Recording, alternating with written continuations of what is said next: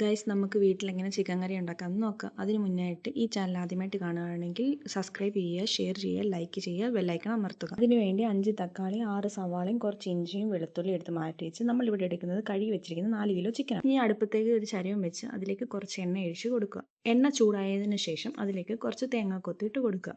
തേങ്ങാക്കൊത്ത് ഒരു brownish colour ആകുമ്പോഴത്തേക്കും അതിലേക്ക് നമ്മൾ അരിഞ്ഞു വെച്ചിരിക്കുന്ന 6 സവാള ഇട്ട് കൊടുക്കുക. എന്നിട്ട് സവാള നല്ലപോലെ ഇളക്കി കൊടുക്കുക. എന്നിട്ട് അതിലേക്ക് 1 സ്പൂൺ ഉപ്പിട്ട് കൊടുക്കുക. എന്നിട്ട് നമ്മൾ നല്ല രീതിയിൽ ഇളക്കി കൊടുത്ത് അതൊരു ബ്രൗണിഷ് കളർ ആകുമ്പോഴത്തേനും നേരത്തെ നമ്മൾ മാറ്റി വെച്ചിരുന്ന ഇഞ്ചിയും വെളുത്തുള്ളി അരച്ച് അത് പേസ്റ്റാക്കി അതിലേക്ക് ഇട്ട് കൊടുക്കുക. എന്നിട്ട് കുറച്ച് കരിയാപ്പില ഇട്ട് കൊടുത്തതിന് ശേഷം അതിലേക്ക് 4 സ്പൂൺ മല്ലിപ്പൊടി ഇട്ട് നല്ല രീതിയിൽ ഇളക്കുക. ഗൈസ്, ഞങ്ങൾ ഇതിനകത്ത് 3 സ്പൂണേ കാണിക്കുന്നുള്ളൂ. 1 സ്പൂൺ ഞങ്ങൾ എടുക്കാൻ മറന്നു പോയതുകൊണ്ട് ഗൈസ് ക്ഷമിക്കണം.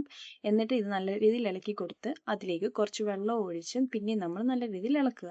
എന്നിട്ട് അതിലേക്ക് 2 സ്പൂൺ പിരിയൻ മുളക് പൊടി ഇട്ട് അതിലേക്ക് കുറച്ച് വെള്ളവും കൂടി ഒഴിച്ച് നല്ല രീതിയിൽ ഇളക്കി കൊടുക്കുക. അതിൻ്റെ പച്ചമണം മാറിയതിന് ശേഷം അതിലേക്ക് 1 ടീസ്പൂൺ മഞ്ഞൾപ്പൊടിയും 2 സ്പൂൺ മസാലക്കൂട്ടും 3 സ്പൂൺ ചിക്കൻ മസാലയും ഇട്ട് നല്ല രീതിയിൽ ഇളക്കി കൊടുക്കുക.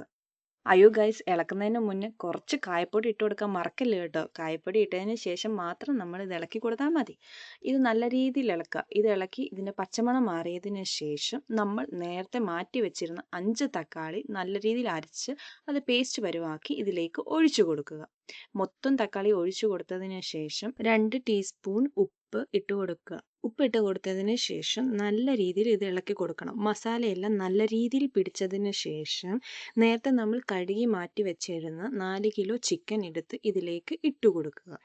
ചിക്കൻ ഇട്ടതിന് ശേഷം അത് നല്ല രീതിയിൽ ഇളക്കി കൊടുക്കുക. മസാല മുഴുവൻ ചിക്കനിൽ പിടിച്ചതിന് ശേഷം അതിലേക്ക് 1 മഗ് വെള്ളം ഒഴിച്ചു കൊടുക്കുക. ഞങ്ങളിവിടെ 1 മഗ് വെള്ളമാണ് എടുക്കുന്നത്. നിങ്ങൾക്ക് എത്രയാണോ ആവശ്യമുള്ളത് അതോ ഉരുളിയുടെ വലുപ്പം അനുസരിച്ച് നിങ്ങൾക്ക് വെള്ളം എടുക്കാം. അതിനുശേഷം അത് നല്ല രീതിയിൽ ഇളക്കി മസാല മൊത്തം പിടിച്ചതിന് ശേഷം നമുക്ക് അത് അടച്ചു വെക്കാം. ഒരടുപ്പത്ത് ചിക്കൻ വേവുന്നതിനനുസരിച്ച് മറ്റേ അടുപ്പത്ത് നമുക്കൊരു പാൻ വെച്ച് കൊടുത്ത് അതിലേക്ക് കുറച്ച് എണ്ണ ഒഴിച്ചു കൊടുക്കുക. എണ്ണ ചൂടായതിനു ശേഷം അതിലേക്ക് 1 ടീസ്പൂൺ കടുക് ഇട്ട് കൊടുത്ത് കടുക് പൊട്ടിയതിന് ശേഷം അതിലേക്ക് നമുക്ക് കുറച്ച് ചെറിയ ഉള്ളി ഇട്ട് കൊടുക്കാം. അതിനുശേഷം അതിലേക്ക് കുറച്ച് വറ്റൽമുളകും ഇട്ട് കൊടുത്ത് നല്ല രീതിയിൽ ഇളക്കി കൊടുക്കുക.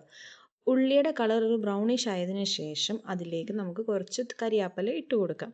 കരിയാപ്പിലയൊക്കെ ഇട്ട് കൊടുത്ത് അതൊരു പരുവായി കഴിയുമ്പോഴത്തേനും ആ കൂട്ട് നമുക്ക് തിളച്ചുകൊണ്ടിരിക്കുന്ന ചിക്കൻ കറിയിലേക്ക് ഇട്ട് കൊടുക്കാം.